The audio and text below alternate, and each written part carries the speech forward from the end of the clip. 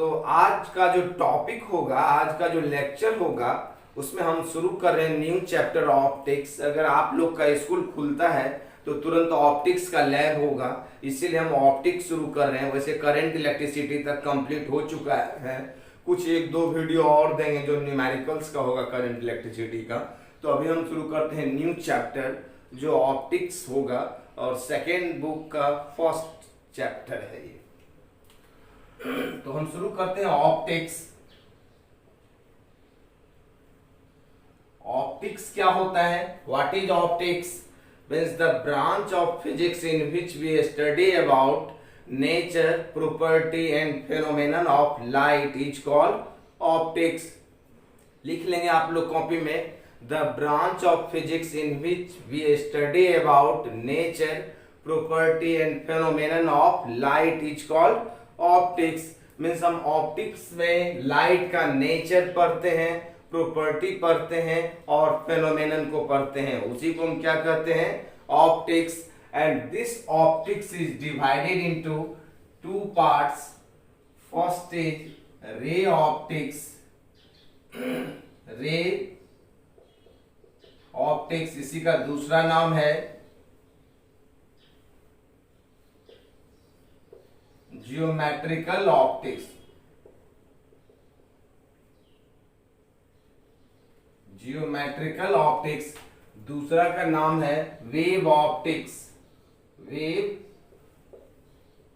Optics. तो ray optics किसको कहते हैं? The branch of optics in which we study about nature, property and phenomenon of light on the basis of geometry is called ray optics, and it is also called geometrical optics. Means optics का वह branch जिसमें light का study on the basis of geometry पढ़ते हैं, उसी को हम कहते हैं रे ऑप्टिक्स। और वेव ऑप्टिक्स कहते हैं study of wave nature of light. Study of wave nature of light, इसमें लाइट के वेव नेचर को पढ़ते हैं। इसमें क्या क्या पढ़ते हैं हम लोग? इसमें पढ़ते हैं reflection of light, reflection of light.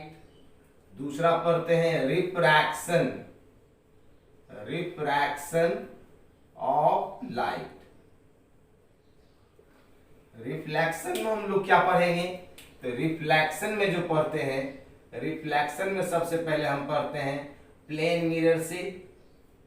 Plane mirror means reflection of light through plane mirror. दूसरा हम पढ़ते हैं spherical, spherical mirror means reflection of light through spherical mirror. और रिफ्रैक्शन में क्या क्या पढ़ते हैं? Refraction through plane surface. Second पढ़ते हैं refraction through single curved surface. और लास्ट पढ़ते हैं through double curved surface. Double curve surface को ही हम लेंस कहते हैं। तो इतना चीज हम पढ़ते हैं रे ऑप्टिक्स में। वेव ऑप्टिक्स में क्या पढ़ते हैं हम? पहला पढ़ते हैं इंटरफेरेंस, इंटरफेरेंस ऑफ लाइट। दूसरा टॉपिक है diffraction, diffraction of light. And last पढ़ते हैं polarisation, polarisation of light. Wave optics में क्या क्या पढ़ेंगे? Interference, diffraction and polarisation of light. Clear है यहां तक? तो हम लोग शुरू करते हैं। सबसे पहला टॉपिक रे ऑप्टिक्स क्या होता है। आप अगर बोर्ड के एग्जाम को देखते हैं तो यहां से 7 नंबर का पूछता है और यहां से भी 7 नंबर का। Means this is the major part of the physics. हम शुरू करते हैं सबसे पहले रे ऑप्टिक्स को। क्लियर है? यहाँ तक आपको मैंने सिलेबस बता दिया क्या क्या पढ़ना है, और कॉम्पिटिटिव एग्जाम में भी इतना ही पढ़ना है सिलेबस में, ये सारा ही आता है। हम सबसे पहला शुरू करते हैं रे ऑप्टिक्स। तो क्वेश्चन उठता है व्हाट इज रे ऑप्टिक्स। तो रे ऑप्टिक्स में लिखेंगे the branch of optics in which we study about nature, property and phenomenon of light on the basis of geometry is called ray optics. और ray optics का सबसे पहला topic जो है वो है reflection of light. Reflection of light, light का reflection क्या होता है तो हम लोग देखते हैं, ये एक प्लेन सरफेस है, प्लेन सरफेस, और ये मेरा एक इरेगुलर सरफेस है, ये है मेरा इरेगुलर सरफेस। तो what is normal? The line perpendicular to the plane is called normal.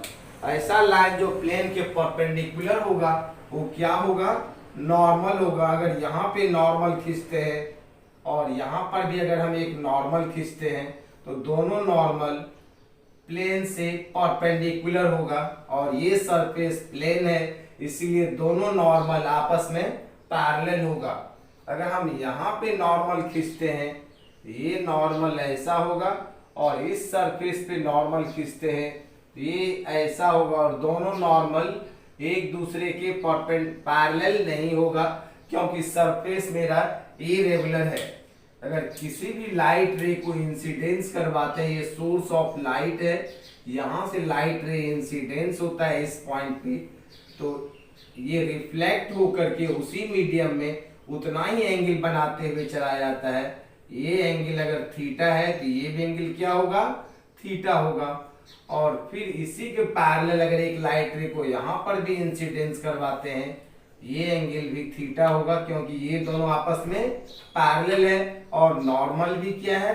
Parallel है। तो ये लाइट रे रिफ्लेक्ट होकर के उसी मीडियम में उतना ही एंगल से पास कर जाएगा, तो ऐसा रिफ्लेक्शन कहलाता है regular reflection of light.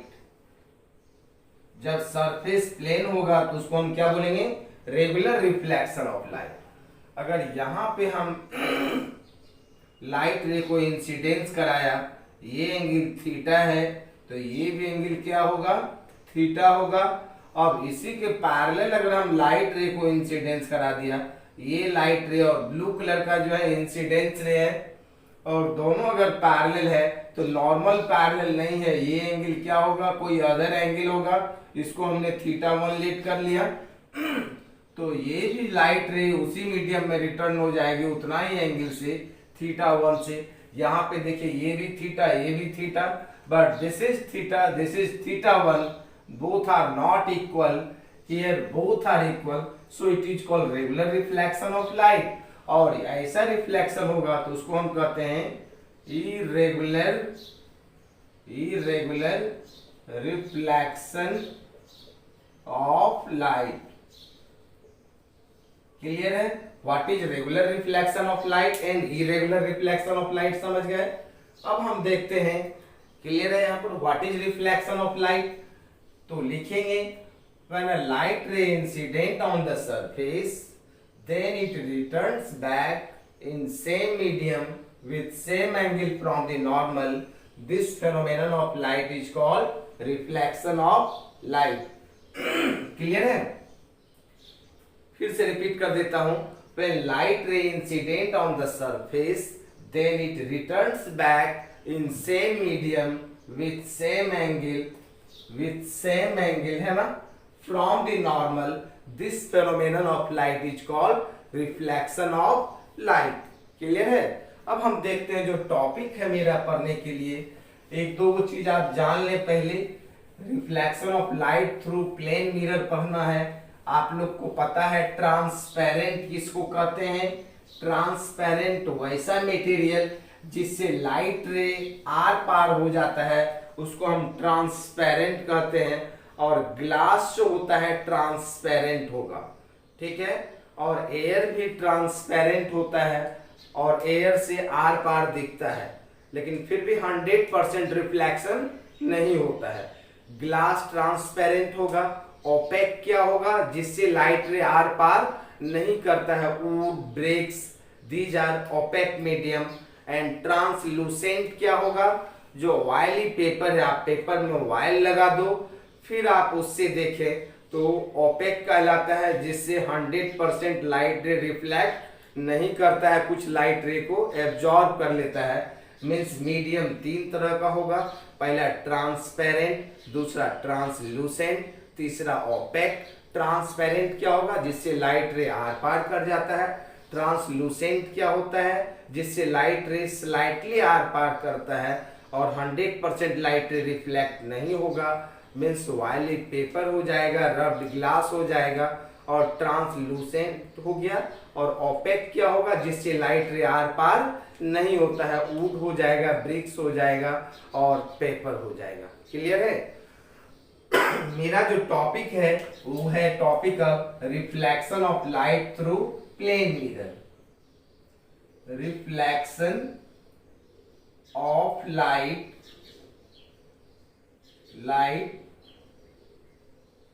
Through plane mirror. आप सब कोई प्लेन मिरर देखे होंगे, सबके घर में प्लेन मिरर होगा। उसका सरफेस क्या होता है, प्लेन होता है। ये मेरा एक प्लेन मिरर है, लेट कर लिया, this is plane mirror. M and M dash क्या है, प्लेन मिरर है। और इस प्लेन मिरर पे हमने एक नॉर्मल बना दिया, ओ एन क्या है, नॉर्मल है। और इस नॉर्मल पे यहां से एक सोर्स ऑफ लाइट है, इस सोर्स ऑफ लाइट से लाइट रे इंसिडेंस करा दिया और ये रिफ्लेक्ट होकर के इसी मीडियम में रिटर्न हो गया। और इस एंगल को कहते हैं एंगल ऑफ इंसिडेंस और इसको कहते हैं एंगल ऑफ रिफ्लेक्शन। और इंसिडेंस रे मिरर के साथ जो एंगल बनाता है उस एंगल को अल्फा से डिनोट किया, and this alpha is called glancing angle of incidence, and this is beta, this is called glancing angle of reflection। हम लिख देता हूं क्या है, m और m डैश क्या है, प्लेन मिरर है, प्लेन मिरर। और o क्या है, point of incidence. O point पे लाइट रे इंसिडेंस हो रहा है, इसके लिए इसको हम कहते हैं point of incidence. O N क्या है, नॉर्मल है। The line perpendicular to the plane is called normal. और एस जो है मेरा source of light. Source of light कुछ भी हो सकता है, कैंडल हो सकता है, इलेक्ट्रिक बल्ब हो सकता है, ट्यूब लाइट हो सकता है। और एंगल एस ओ एन को हम कहते हैं एंगल ऑफ इंसिडेंस। ये आई जो कहलाएगा एंगल ऑफ इंसिडेंस कहलाता है। और एंगल एन ओ इसको हमने लेट कर लिया बी, एन ओ बी को कहते हैं angle R, this is called angle of reflection. Clear है। और M M dash at angle S O M, angle S O M को हम कहते हैं alpha, this is called glancing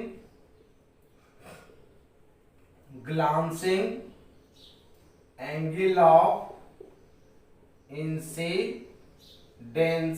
और angle M dash O B को कहते हैं बीटा। क्लियर है। This is glancing angle of reflection. Clear है। मीन्स ये क्या था मेरा, incidence ray, reflected ray, point of incidence, O A normal, M M dash plane mirror है। और इसको ग्लांसिंग एंगल ऑफ इंसिडेंस, इसको glancing angle of reflection. I क्या है एंगल ऑफ इंसिडेंस, आर क्या है एंगल ऑफ रिफ्लेक्शन। क्लियर है। अब हम देखते हैं इसमें law of reflection of light. हम पढ़ रहे reflection of light through plane mirror. तो नेक्स्ट ये जो टॉपिक है जिसका नाम है law of reflection of light. ये 8th क्लास में भी पढ़ते हैं आप लोग, सिंपल सा है, 10th क्लास में भी पढ़ते हैं। Law of reflection of light, first law कहता है incidence ray and reflected ray, incidence ray, reflected ray and normal all are lies in same plane. Means incident ray, reflected ray और normal जो होता है सारे के सारे एक प्लेन में होगा। This is the statement of first law of reflection of light. क्या बोलेंगे, लिखेंगे क्या, लिखिए आप लोग, incidence ray, reflected ray and normal all lies in same plane. Clear है। सेकेंड लॉ कहता है angle of incidence is equal to angle of reflection. Means ये एंगल इक्वल होगा इस एंगल का always. Means angle of incidence क्या होगा, equal होगा एंगल ऑफ रिफ्लेक्शन का। अब हम यहाँ पे देखते हैं ये I प्लस अल्फा कितना डिग्री हो जाएगा, 90 डिग्री। तो I प्लस अल्फा कितना डिग्री हो जाएगा, 90 degree. So I equal to कितना हो जाएगा, 90 degree minus alpha. Similarly R plus beta is also equal to 90 degree. देख रहे हो R प्लस बीटा कितना डिग्री होगा, 90 डिग्री होगा, क्योंकि ON नॉर्मल है। सो R इक्वल टू हो जाएगा मेरा 90 degree minus beta.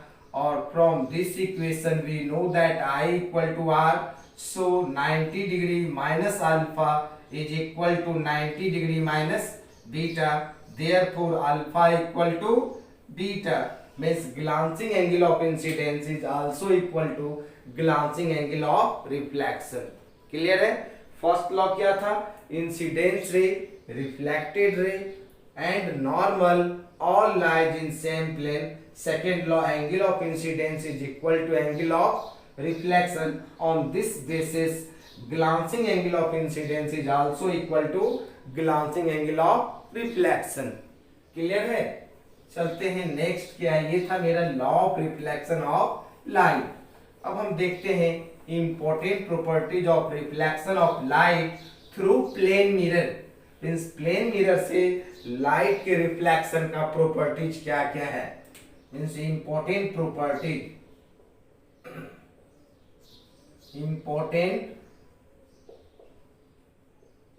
Properties of light, important properties of reflection of light through plane mirror. First number जो है उसका नाम है angle of deviation. Angle of deviation को हमने डेल्टा से डिनोट किया। What is angle of deviation. अब यहाँ पे देखो आप, ये मेरा इंसिडेंस रे है। अगर ये प्लेन मिरर नहीं रहता तो ये इंसिडेंस रे का पाथ ये होता। ड्यू टू प्लेन मिरर ये इंसिडेंस रे रिफ्लेक्ट होकर के इस लाइन पे चला गया। अगर प्लेन मिरर नहीं रहता तो ये कैसे आता, ऐसे ये रिफ्लेक्ट होकर के क्या हो गया, इधर हो गया। मींस बेंड कर गया ये लाइट रे इतना एंगल से, और जितना एंगल से लाइट रे बेंड कर जाता है उसी एंगल को हम कहते हैं क्या, एंगल ऑफ डेविएशन। तो एंगल ऑफ डेविएशन को कैसे डिफाइन करेंगे, the light ray bends through its original path. कोई भी लाइट रे ओरिजिनल पाथ से जितने एंगल से बेंड कर जाता है उसी एंगल को हम क्या कहते हैं, एंगल ऑफ डेविएशन। कैसे डिफाइन करेंगे, the angle through which an incidence ray bends from its path is called angle of deviation. Bend means मुड़ जाना, means the angle through which an incident ray bends from its path is called angle of deviation। लिख लेंगे copy में, the angle through which an incidence ray bends from its path is called angle of deviation. Means incidence ray अपने original path से जितना angle से move कर जा रहा है, that angle is called angle of deviation. और एंगल ऑफ डेविएशन को कैसे कैलकुलेट करेंगे? अब देखो आप, ये टोटल एंगल कितना डिग्री है यहां से यहां तक 180 डिग्री, ये टोटल एंगल है 180 डिग्री, माइनस उसमें से ये दोनों एंगल को माइनस कर देते हैं, minus i plus r, this is equal to angle of deviation and it is also written as delta equal to 180 degree minus 2i या 180 degree minus 2r। Why? Because i is equal to r। आप लिख सकते हो delta equal to 180 degree minus 2i, क्योंकि i और r equal होता है, या 180 डिग्री माइनस 2r। अब डेल्टा का दूसरा इक्वेशन क्या होगा? अब आप यहाँ पे देखो, ये एंगल अल्फा है, this is vertically opposite angle, so this is also equal to alpha. So delta equal to alpha plus beta. तो डेल्टा इक्वल टू क्या हो जाएगा? Alpha plus beta. It is written as 2 alpha और equal to 2 beta, और because alpha is equal to beta. Clear है यहां तक? चले आगे। अगर हम आपको यहाँ पे एक क्वेश्चन दें, ये फर्स्ट नंबर प्रॉपर्टीज हम पढ़ रहे हैं angle of deviation, important properties का। क्लियर है यहां तक? क्लियर है। अगर आपको यहाँ पे हम बोले एक क्वेश्चन देते हैं, एक क्वेश्चन है अगर ये मेरा एक प्लेन मिरर है, कोई भी लाइट, ये नॉर्मल है, कोई भी लाइट रे इंसिडेंस हुआ, ये एंगल 30 डिग्री है, तो कह रहे आई क्या होगा बताइए, आर क्या होगा, अल्फा क्या होगा, बीटा क्या होगा और डेल्टा क्या होगा। तो आप देखोगे एंड कंप्लीट द रे डायग्राम। आप देखो ये एंगल कितना डिग्री है 30 डिग्री, तो ये कितना डिग्री हो जाएगा 60 डिग्री। तो ये रिफ्लेक्टेड रे इस पाथ पे जाएगा, ये भी एंगल कितना डिग्री 60 डिग्री। ग्लांसिंग एंगल हम बोले थे सेम होता है, ये भी angle 30 degree. So i equal to what 60 degree, this is also equal to 60 degree, this is 30 degree 30 degree. And delta क्या हो जाएगा? डेल्टा होता है alpha plus beta, 30 plus 30, so it is equal to 60 degree. Clear है? ये मेरा हो जाता। चले आगे। ये मेरा था एंगल ऑफ डेविएशन। नंबर 2 में देखते हैं। नंबर 2 सेकेंड नंबर का प्रॉपर्टीज क्या है? सेकेंड नंबर में ये मेरा कोई भी प्लेन मिरर है, अगर एक लाइट रे को नॉर्मली इंसिडेंस करा दिया, नॉर्मली, तो ये इसी पाथ पे रिटर्न हो जाएगा। क्यों हो जाएगा? आप देखो यहाँ पे, ये मेरा नॉर्मल था, लाइट रे को ऐसे लाया तो ऐसे गया, फिर अगर इस पाथ पे ला रहे हैं तो ऐसे चला जाएगा। ऐसे करते करते अगर आप नॉर्मली लाओगे तो नॉर्मली ही चला जाएगा उसी पाथ पे। अगर इस डायग्राम में हम आपसे पूछे आई क्या होगा, आर क्या होगा, अल्फा क्या होगा, बीटा क्या होगा और डेल्टा क्या होगा, आप देखो नॉर्मल से मेजर करते हैं तो नॉर्मल के साथ इंसिडेंस से कितना डिग्री एंगल बना रहा है 0 degree. R is also equal to 0 degree. Alpha कितना डिग्री है 90 डिग्री, बीटा भी 90 degree and delta equal to alpha plus beta. This angle is called delta, so it is equal to 180 degree. Means second number का properties है when light ray incidence normally on the surface of the plane mirror, then it returns on its path. Clear है? क्या लिखेंगे number 2 में? लिखें when light ray incidence normally on the surface of the plane mirror, then it returns on its path. So I equal to 0, R equal to 0, alpha 90, beta 90 and delta 180. Clear है यहाँ तक? अब हम third number properties क्या है plane mirror का? Third number में है प्लेन मिरर का केस है कि image distance is always equal to object distance. Plane mirror में जो केस होता है, इमेज का जो डिस्टेंस होगा इमेज डिस्टेंस को हमने v से डिनोट कर दिया, is always equal to object distance. तो ऑब्जेक्ट डिस्टेंस को हमने u से डिनोट कर दिया। मीन्स प्लेन मिरर के केस में इमेज डिस्टेंस इक्वल होगा किसका? ऑब्जेक्ट डिस्टेंस का। तो कैसे होता है देखते हैं। ये मेरा एक प्लेन मिरर है, ये प्लेन मिरर है, और प्लेन मिरर में कोई भी एक ऑब्जेक्ट को हमने ले लिया। यहाँ पे this is point object means point source of light. अगर यहाँ से हम एक लाइट रे को इस प्लेन मिरर पे इंसिडेंस कराया और ये नॉर्मल लिया, ये मेरा नॉर्मल है, क्लियर है? ये नॉर्मल, ये एंगल थीटा होगा, तो रिफ्लेक्ट होके लाइट रे इधर जाएगा, ये भी एंगल क्या होगा? थीटा होगा। अब इसको तो हम बढ़ाएंगे इधर तो कहीं नहीं मिलेगा, तो इसको हम क्या करते हैं, बिहाइंड द मिरर मिलाते हैं, और ये जो एक्सिस है दिस इज प्रिंसिपल एक्सिस, और इस पॉइंट पे मिल जाता है, और यही क्या होगा? इमेज का पोजीशन होगा। अभी हमने बताया था अगर एक लाइट रे को नॉर्मली ले जाते हैं इसी पाथ पे रिटर्न हो जाएगा। अगर हम इसको यहाँ देखते हैं तो ये मेरा क्या होगा? इमेज का फॉर्मेशन होगा, और इस डिस्टेंस को कहते हैं हम ऑब्जेक्ट डिस्टेंस, और ये जो डिस्टेंस कहलाता है इमेज डिस्टेंस कहलाता है। हमने बोला कि ऑब्जेक्ट डिस्टेंस इक्वल होगा किसका? इमेज डिस्टेंस का। आप देखो, आप ये लाइन और ये लाइन दोनों क्या है? पैरेलल है। So this angle and this angle both are equal. Normal को अगर हम इधर बढ़ाते हैं तो ये वर्टिकली ऑपोजिट एंगल है, ये भी क्या होगा? थीटा। तो ये लाइन पैरेलल है, ये मेरा क्या हो जाएगा? ये भी एंगल थीटा हो जाएगा। अब यहाँ पे इस पॉइंट को हमने ले लिया ए और बी। अब आप देखो triangle O A B and triangle A I B में, ओ ए बी और ए आई बी ट्रायंगल में आप देखें क्या देख रहे हैं कि ये जो मेरा एंगल है थीटा, ये एंगल और ये एंगल दोनों सेम है। ये 90 डिग्री है, ये भी 90 डिग्री है, और ये साइड दोनों में कॉमन है। मीन्स ए बी साइड क्या है? दोनों में कॉमन है। दो ये एंगल 90, ये भी एंगल 90, ये एंगल थीटा और ये angle theta. Means A S A से मीन्स एंगल साइड एंगल से दोनों ट्रायंगल कॉन्ग्रुएंट हो जाएगा, और कॉन्ग्रुएंट ट्रायंगल का प्रॉपर्टीज होता है v equal to u। Means ये डिस्टेंस इक्वल हो जाएगा a से o का डिस्टेंस इक्वल हो जाएगा a से I का distance. So v is equal to u।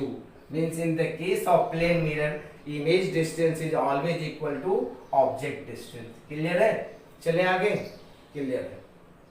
Means इसमें प्लेन मिरर में जो इमेज का डिस्टेंस होगा ऑलवेज इक्वल होगा ऑब्जेक्ट डिस्टेंस का। अब आप देख रहे हो प्लेन मिरर में कैसा इमेज बन रहा है। अब सेकेंड नंबर प्रॉपर्टीज देखते हैं हम। Properties number 4। फर्स्ट में हमने क्या पढ़ा? Angle of deviation. सेकेंड में हमने क्या पढ़ा? जब कोई भी लाइट रे को नॉर्मली इंसिडेंस करवाएंगे उसी पाथ पे रिटर्न हो जाएगा। और हमने थर्ड में पढ़ा image distance is always equal to object distance. और फोर्थ में देखते हैं, फोर्थ में कहता है image height is always equal to object height.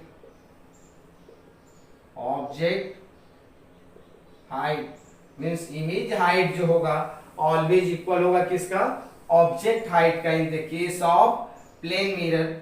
तो हमने यहाँ पे एक प्लेन मिरर बनाया, ये प्लेन मिरर है, और एक ऑब्जेक्ट को हमने यहाँ पे ले लिया, दिस इज ऑब्जेक्ट, और ये ऑब्जेक्ट जो है ए बी है, और ऑब्जेक्ट के साइज को हमने ओ से डिनोट कर दिया।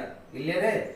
अब एक लाइट रे को अगर हम नॉर्मली इंसिडेंस करवाते हैं तो इसी पाथ पे रिटर्न हो जाएगा। क्लियर है? अब एक लाइट रे को इसके बीच में इंसिडेंस करवाते हैं जिससे रिफ्लेक्ट होकर के ए पॉइंट पे आ जाए।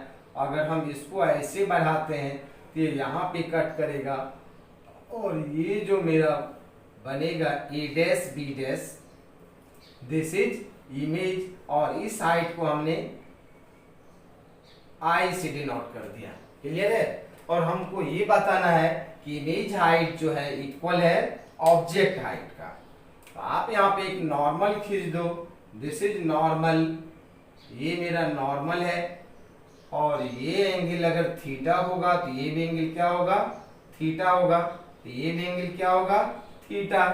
क्लियर है?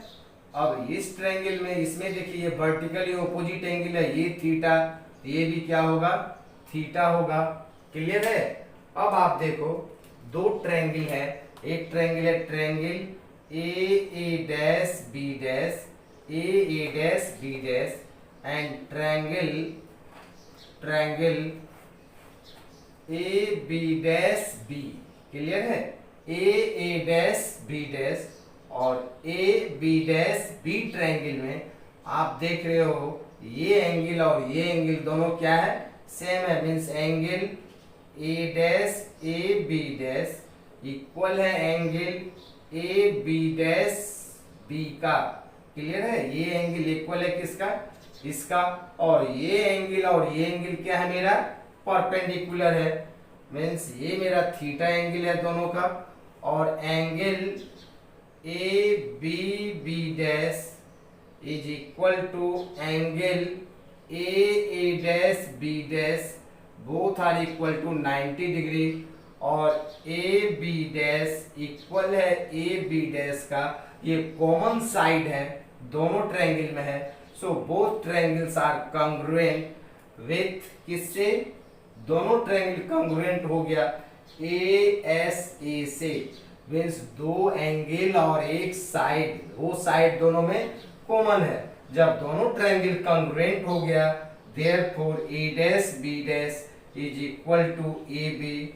सो ए डैश बी डैश को क्या डिनोट किए हैं? आई से, और ए बी को किससे? ओ से, means image height is equal to object height. और मैग्निफिकेशन का फॉर्मूला होता है, मैग्निफिकेशन का फॉर्मूला होता है image height by object height, ये इक्वल क्या हो जाएगा? 1 by, because image height is equal to object height. Means हम बता रहे हैं in the case of plane mirror image height is always equal to object height, so magnification is always equal to 1। Magnification कितना होगा? 1 होगा, क्योंकि plane mirror में जितना ही ऑब्जेक्ट का हाइट होता है उतना ही इमेज का हाइट होगा। क्लियर है? चलिए आगे, यहाँ पे मैग्निफिकेशन क्या होगा? 1 होगा, और इमेज हाइट इक्वल है किसका? ऑब्जेक्ट हाइट का। क्लियर है यहाँ तक? 5 नंबर का प्रॉपर्टीज देखते हैं, प्लेन मिरर का प्रॉपर्टीज नंबर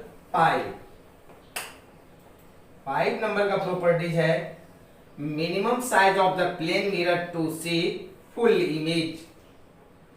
5 नंबर का प्रॉपर्टीज है मिनिमम साइज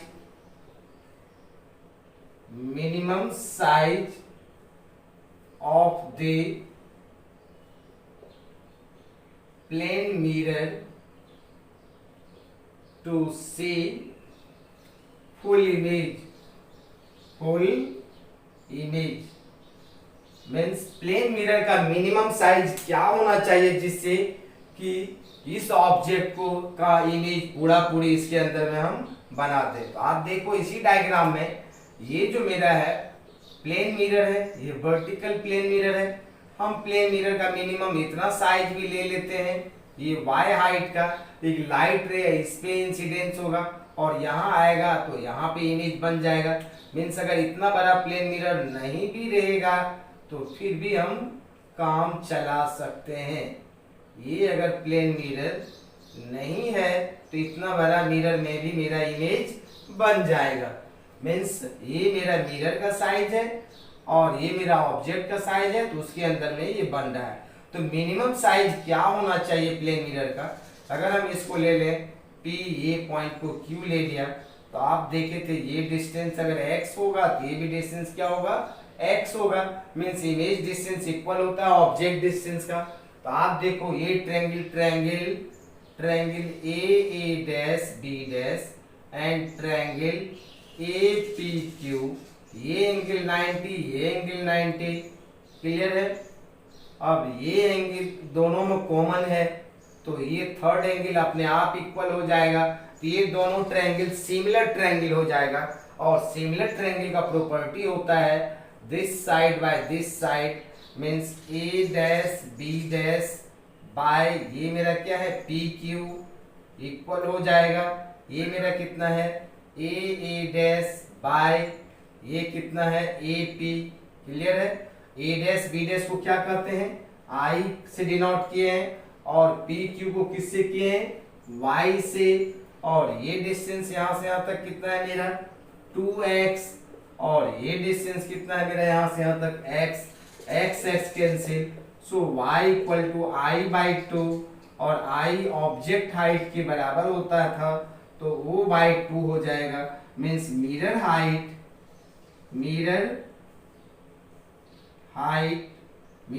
क्या है y है is equal to 1/2 object height. Mirror height किसके इक्वल है half of the object height, clear है। Means what is the minimum size of the plane mirror to see the full image, means half of the object height होगा, clear है यहां तक। अगर हम यहां पे एक क्वेश्चन दें आपसे, एक क्वेश्चन है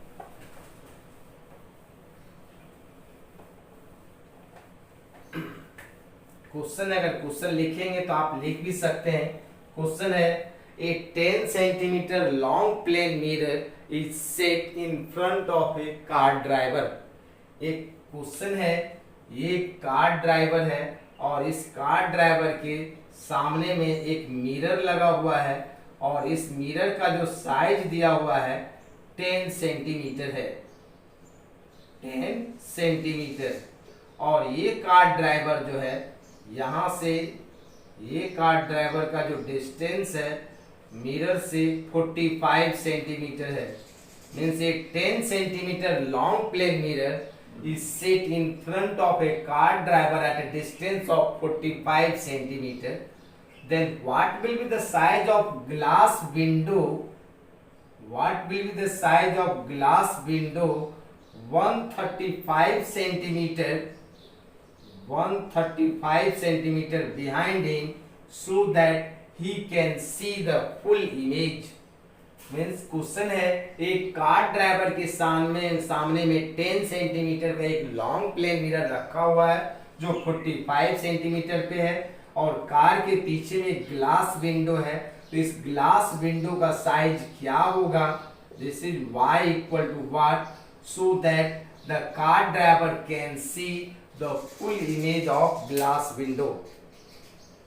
तो हम देखते हैं यहां से कि ग्लास विंडो के इस कॉर्नर पर से जो लाइट रे इंसिडेंस होगा मिरर के इस कॉर्नर पे, तो रिफ्लेक्ट होकर के कार ड्राइवर के आई पे आना चाहिए और यहां से जो जाएगा लाइट रे इंसिडेंस होगा इस कॉर्नर पे, तो ये भी रिफ्लेक्ट होके कार ड्राइवर के आई पे जाना चाहिए।